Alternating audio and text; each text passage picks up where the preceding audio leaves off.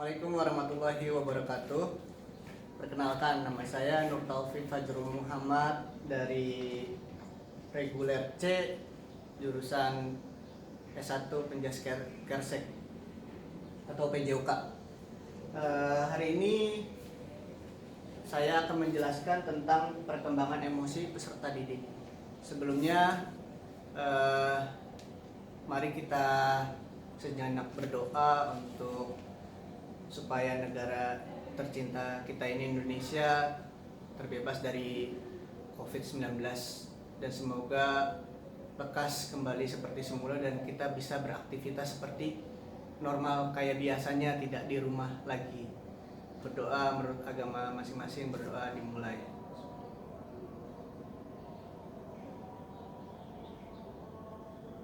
Amin. Oke, langsung saja. Saya akan menjelaskan tentang perkembangan emosi peserta didik. Peranan emosi dalam perkembangan peserta didik yaitu pertama, menambah kesenangan terhadap pengalaman sehari-hari. Kenapa menambah kesenangan? Pertama, kita jangan melihat hanya emosi itu negatif. Emosi itu sebenarnya ada hal positifnya, yaitu istilahnya ketika kita bercanda dengan teman-teman kita, berkumpul dengan teman-teman kita nggak hanya membahas tentang hal-hal yang istilahnya yang baku, yang umum. Kita juga kadang suka bercanda, suka emosi, istilahnya emosi dalam artian kita saling, ya biasalah kalau misalkan kita sesama laki-laki saling iseng, saling apa, sedangkan wanita saling membicarakan misalkan sama laki-lakinya atau mungkin mantannya gitu. Jadi nggak hanya emosional itu dalam tanda kutip negatif, tidak. Jadi ada bisa menambah kesenangan juga. Istilahnya kesenangan itu yaitu hal-hal positif. Lalu berikutnya, mempersiapkan tubuh anak untuk mengadakan kegiatan via reaksi fisiologis. Sama itu juga tidak jauh, mempersiapkan tubuh anak mengadakan kegiatan via reaksi fisiologis. Itu seperti istilahnya berkembang lama-lama dari kecil hingga besar, kita fisiologis kita itu berubah dalam artian tergantung lingkup kita berteman, berkumpul atau apa ya istilahnya berkumpul lah intinya. Lalu bentuk menyampaikan ekspresi diri, penyampaian ekspresi diri dalam artian misalkan kita tidak bisa mencurahkan isi hati kita terhadap teman kita misalkan malu untuk cerita atau dalam hal ini misalkan contoh misalkan putus cinta, kita emosi tapi kita istilahnya malu istilahnya untuk cerita ke orang-orang. Kadang kita pengennya istilahnya menyampaikan ekspresi diri kita tuh dengan sendiri, misalkan berteriak di pantai atau di mana seperti itu. Itu misalkan kalau sendiri individual. Kalau misalkan kita orangnya terbuka dengan teman-teman kita cerita, sharing atau apalah itu istilahnya bercerita, intinya bercerita sama teman-teman kita. Lanjut, mempengaruhi aktivitas mental secara umum. Itu seperti apa ya? Misalkan kita berkumpul dengan teman-teman kita. Ada teman kita yang istilahnya ngomporin, misalkan itu misalkan dalam tanda kutip si A, dia orangnya belagu ya gini istilahnya. Terus kita kayak terpancing gitu dengan teman kita yang cerita. Jadi kita terpancing juga emosi gitu. Istilahnya karena teman kita tuh membicarakannya tuh kayak kayak kena banget gitu istilahnya ke naluri kita. Jadi kita emosi, kita istilahnya ini teman kita masa iya digituin. Masa kadang kayak gitu. Itulah emosi istilahnya remaja. Istilahnya seusia kita dan seusia istilahnya dewasa lah, istilahnya seperti itu. Lanjut ke sumber penilaian diri sosial seperti itu, istilahnya nggak jauh-jauh pokoknya mempengaruhi aktivitas dan fisiologis itu nantinya berjenjang. Lanjut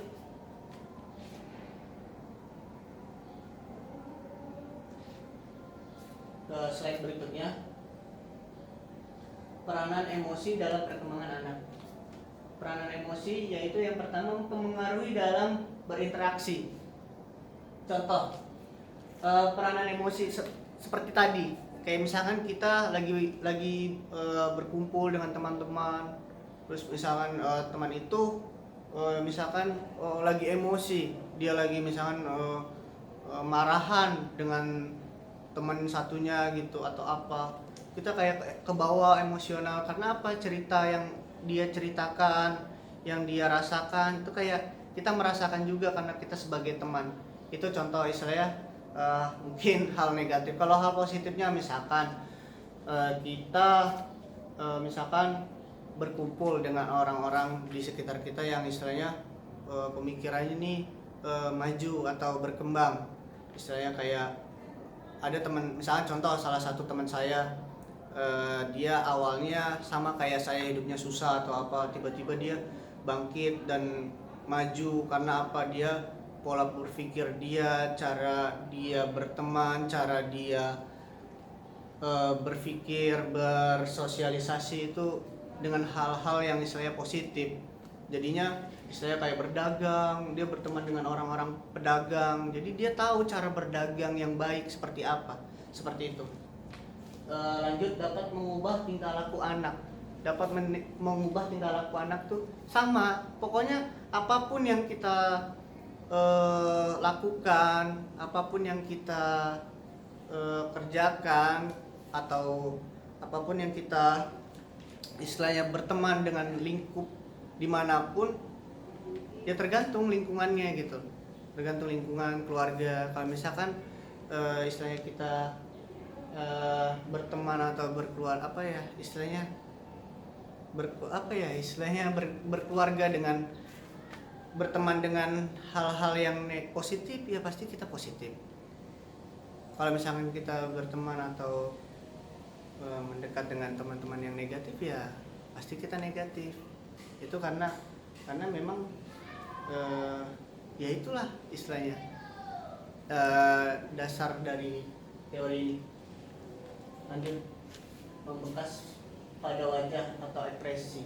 Contoh misalkan kita lagi marah, pasti ketahuan, pasti kita tahu, wah ini orang lagi marah. Karena apa? Ekspresi marah itu ketahuan, kayak nggak mungkin ekspresi marah senyum gitu, nggak mungkin. Ekspresi marah itu pasti dengan aura yang galak, yang serem itu. Kalau misalkan aura yang lagi adem, yang lagi enak, yang lagi senyum, itu pasti auranya baik, positif. Lanjut, respon emosi yang diulang-ulang akan menjadi kebiasaan. Nah itu, misalkan kita berteman dengan orang yang emosional, yang negatif, yang misalnya bandel, ya pasti kita berulang-ulang. Kayak misalkan trending topik yang hari ini, kayak YouTuber yang misalnya yang istilahnya mencontohkan yang tidak baik ya, misalkan menyumbang di bulan puasa ini, menyumbang istilahnya dengan sampah kayak gitu. Itu kan istilahnya pola, jadi kita tuh berasa kayak emosi, istilahnya berasa kayak apa ya, dia tuh nggak pantas gitu. Kalian apa, dia tuh nggak pantas kayak gitu. Apalagi di zaman lagi begini, negara kita lagi benar-benar istilahnya berduka begini, dengan istilahnya meninggal banyak, sakit karena COVID-19 ini, virus, istilahnya kita harus stay di rumah apa segala macam. Kita membutuhkan istilahnya bahan pangan, apa istilahnya orang yang tidak bekerja, yang udah tidak bekerja, tidak lanjut bekerja, atau istilahnya tidak dapat gaji, kan kasihan. Itulah istilahnya. Jadinya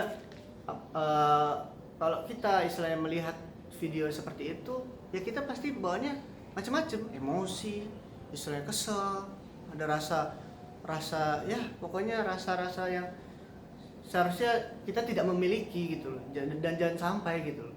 Karena apa ya, itu ya tidak pantas. Itulah misalnya kayak gitulah istilahnya, emosi emosi emosi emosi yang jadi kebiasaan gitu. Lanjut, mempengaruhi iklan ke psikologis sekitarnya. Mempengaruhi iklim maksudnya, bukan iklan, sorry, ini mempengaruhi iklim psikologis sekitarnya.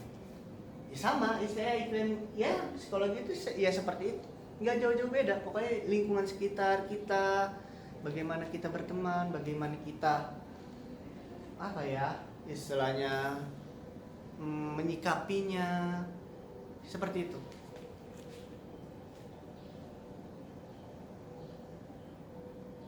Lanjut, tidak dipelajari atau spontan.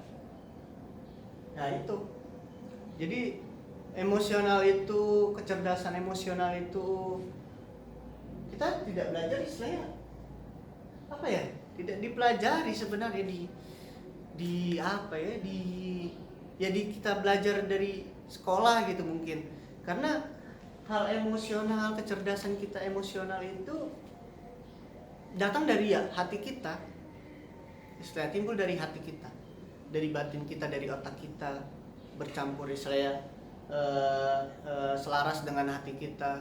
Kalau otak kita lagi enak, lagi nyaman, hati kita juga lagi nyaman. Hati kita pasti nyaman. Ketika kita lagi capek, otak kita lagi capek, pasti kita bawanya emosi atau marah atau rasanya ya sudahlah, bisa kayak tidak peduli gitu istilahnya. Terus lanjut, dipelajari dengan diferensiasi pleasant atau unpleasant relation, mengikuti lingkungan sekitar. Nah itu, mengikuti lingkungan sekitar, karena lingkungan kita misalkan baik, kita jadi baik. Ketika lingkungan kita penuh dengan orang-orang yang misalnya yang tidak baik, ya tidak baik, seperti itu. Hereditas. Lanjut,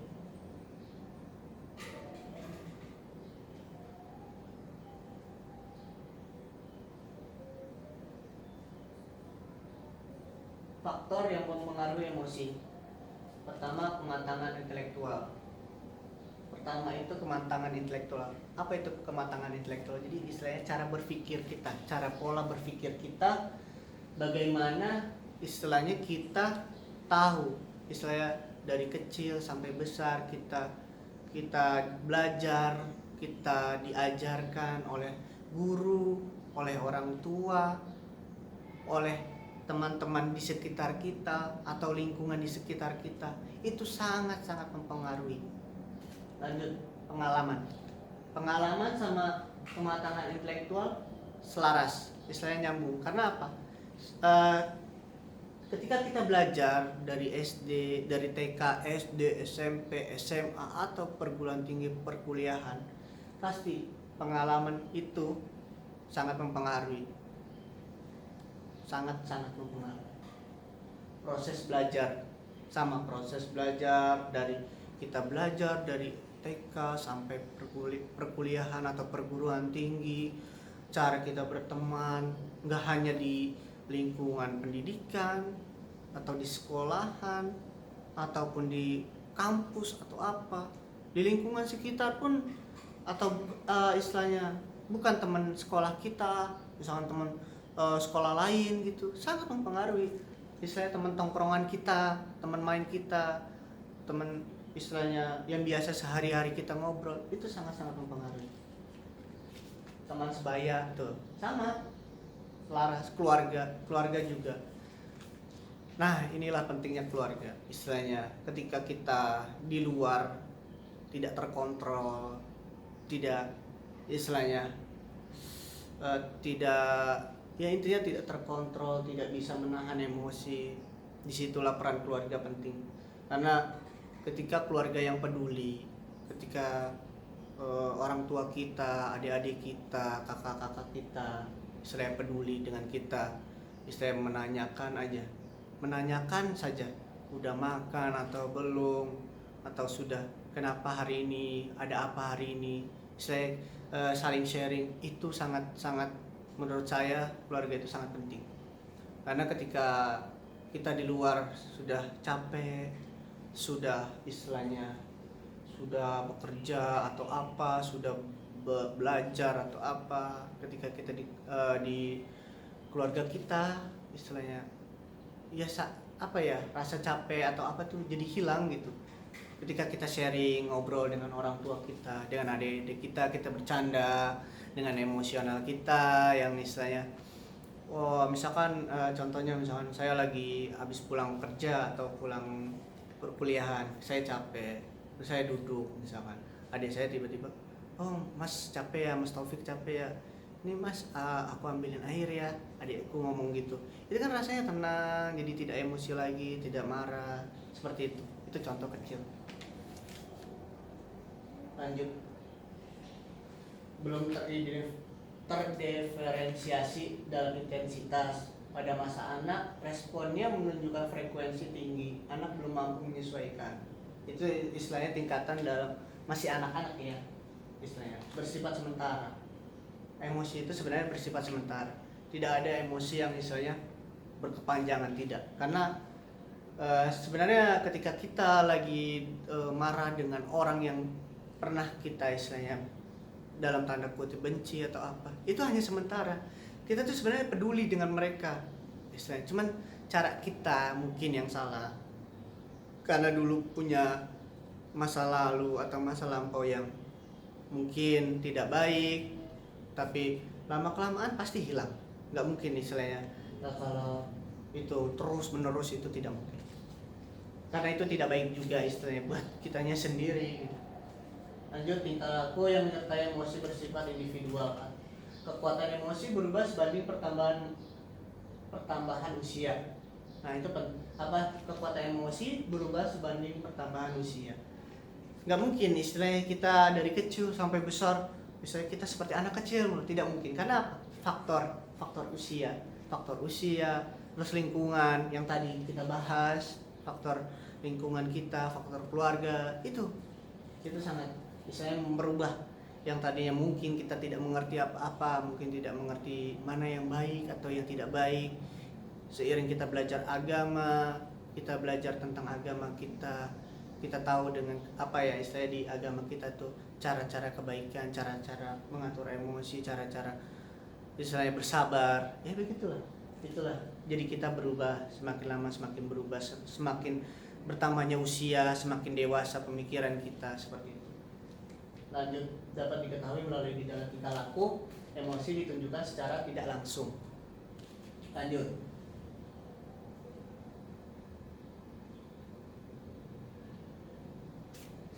pola emosi yang umum, takut itu emosi, termasuk emosi. Malu terus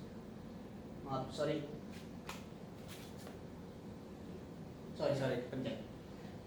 Malu, reaksi menutup muka seperti ini, malu kayak gitu, menangis, marah itu udah umum. Nervous, terus gugup, terus malu itu muncul sejak usia 5-6 tahun. Mencoba menjelaskan kesalahan yang dibuat, khawatir, kecemasan, marah, iri hati, sedih, ingin tahu atau kepo, senang, kasih sayang atau cinta.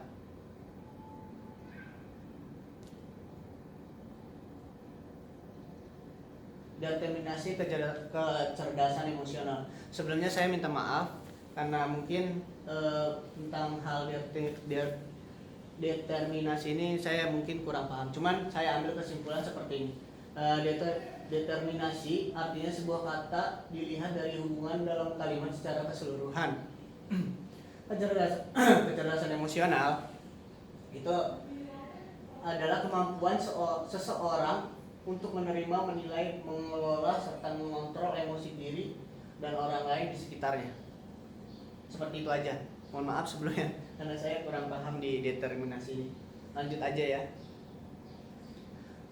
Teori mengenai kecerdasan emosional yang saya sudah searching, saya sudah cari tahu, mungkin ini yang saya ambil teorinya pertama kali dicetuskan oleh Salovey dan Mayer tahun 1990. Mereka, Salovey dan Mayer itu mendefinisikan EQ, emotional question sebagai kemampuan untuk memahami perasaan diri sendiri, untuk berempati terhadap perasaan orang lain, untuk mengatur emosi yang secara bersama berperan dalam meningkatkan taraf hidup seseorang. Semula ide ini hanya diperkenalkan di sekitar lingkungan pendidikan saja.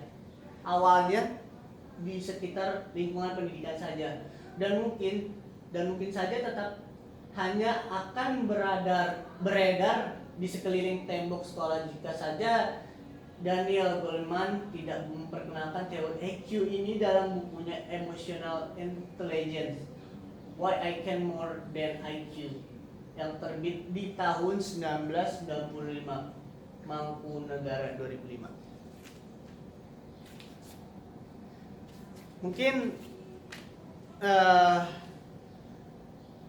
Mungkin saya sedikit menjelaskan saja tentang emosional ini, kemampuan emosional ini. Sebenarnya di negara kita itu masih gampang terpancing dengan berita-berita hoax yang membuat emosi kita jadi mungkin meledak-ledak atau apa. Saran saya dari hal ini di negara kita ini mungkin jangan terlalu mendefinisikan atau dalam artian jangan terlalu percaya dulu tentang hal-hal berita apapun sebelum kita nyari tahu dulu yang sebenarnya.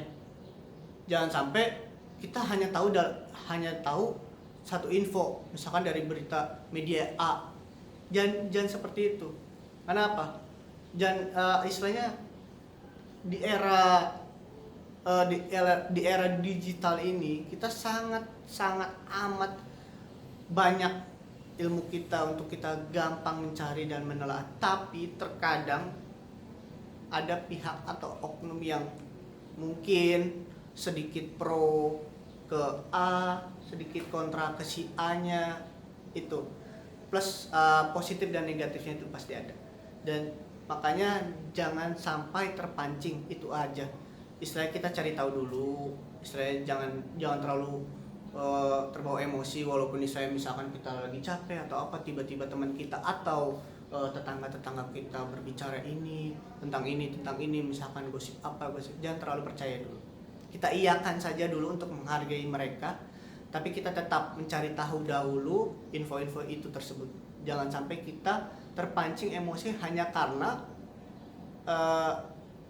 istilahnya teman kita atau siapapun yang berbicara terhadap kita langsung percaya. Jangan seperti itu. Itu aja, sekian mungkin dari saya. Terima kasih dan mohon maaf kalau misalkan penjelasan saya kurang jelas. Saya juga manusia, saya juga masih belajar, saya juga masih mahasiswa tingkat sarjana S1.